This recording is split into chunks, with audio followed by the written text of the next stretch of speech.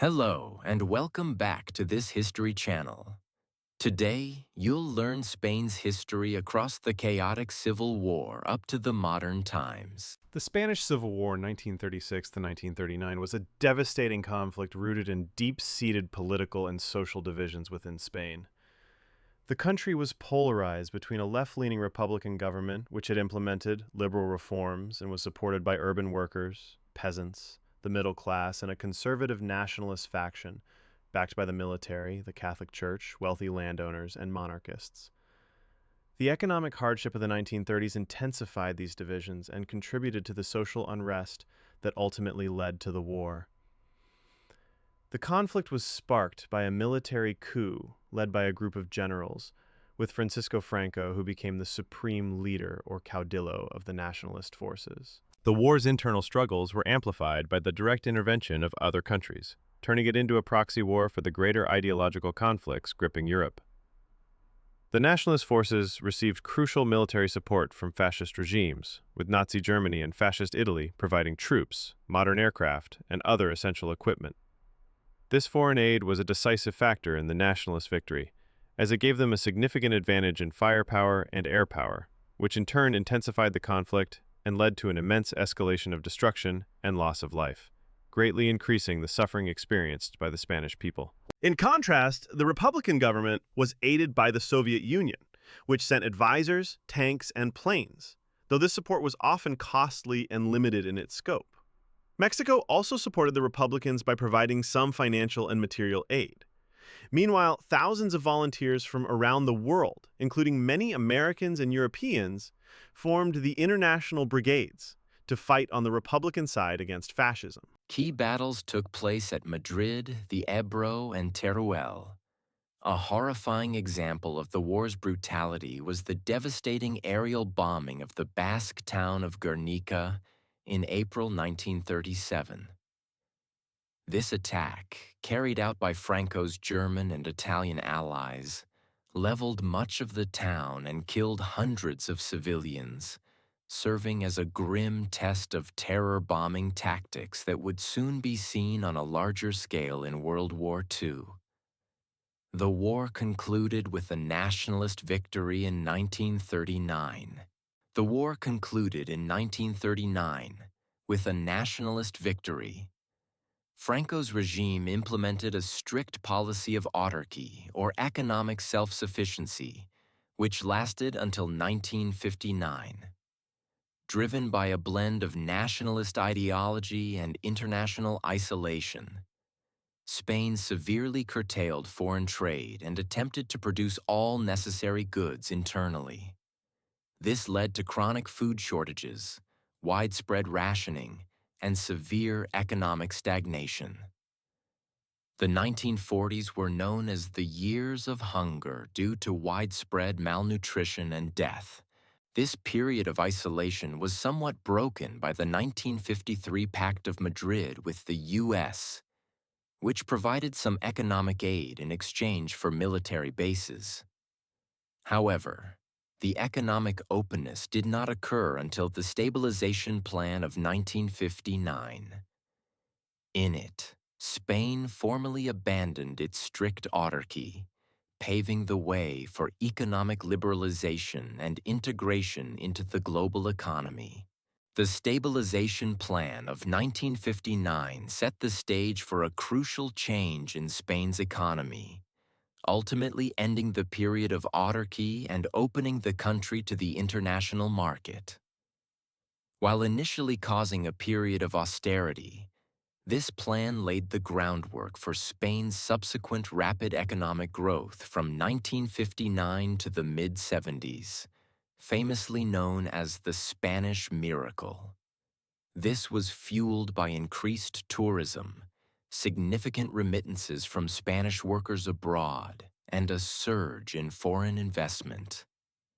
These factors, combined with a large domestic workforce and a favorable global economic climate, transformed Spain from an isolated agrarian nation into a more industrialized and integrated European economy, significantly raising living standards for many. In July 1969, Franco designated Juan Carlos de Bourbon as his successor. He bypassed Juan Carlos's father, Don Juan, whom he deemed too liberal. Franco's choice was driven by his desire to ensure the continuity of his authoritarian regime after his death. He believed the younger Juan Carlos could be groomed to uphold the principles of the national movement. This selection set the stage for the eventual restoration of the monarchy, and also led to Spain's peaceful transition to democracy under King Juan Carlos I. In 1975, following Francisco Franco's death, King Juan Carlos I initiated a transition to democracy. He appointed Adolfo Suarez as prime minister, and together instituted a series of reforms, which culminated in the 1978 Constitution, which established democracy and regional autonomy.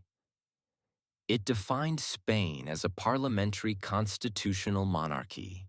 On February 23, 1981, there was an attempted coup, termed as the 23F coup. In it, armed civil guards stormed the Spanish parliament, with an aim to halt Spain's fragile democratic transition and a return to the dictatorship. Its failure, largely due to King Juan Carlos I's decisive televised condemnation, solidified the newly established democratic institutions and underscored the military's loyalty to the Constitution. This event ultimately strengthened Spain's democracy, proving its resilience against authoritarian challenges. Spain's entry into the global community during the 1980s, marked by its 1982 entry into NATO and 1986 accession to the European Economic Community, EEC, was an outcome of its democratic transition. These memberships reinforced Spain's commitment to democracy and accelerated economic modernization through access to a larger market and crucial structural funds. This period effectively ended decades of international isolation, re-establishing Spain as a modern, democratic European nation. Spain officially adopted the euro on January 1, 1999, with physical euro banknotes and coins entering circulation on January 1, 2002, replacing the long-standing peseta. This transition simplified trade and travel within the eurozone, marking a significant step in Spain's economic integration into the European Union. In 2003, Spain enters the Iraq War on the side of the United States. This created widespread public opposition, protests, and political debates. On March 11, 2004, a series of coordinated terrorist bombings struck 4 commuter trains in Madrid, Spain, during the morning rush hour. Carried out by an al-Qaeda-inspired terrorist cell, the attacks killed 193 people and injured over 2,000 others. The attack, known as 11M, was the deadliest terrorist act in Spanish history and the deadliest in Europe.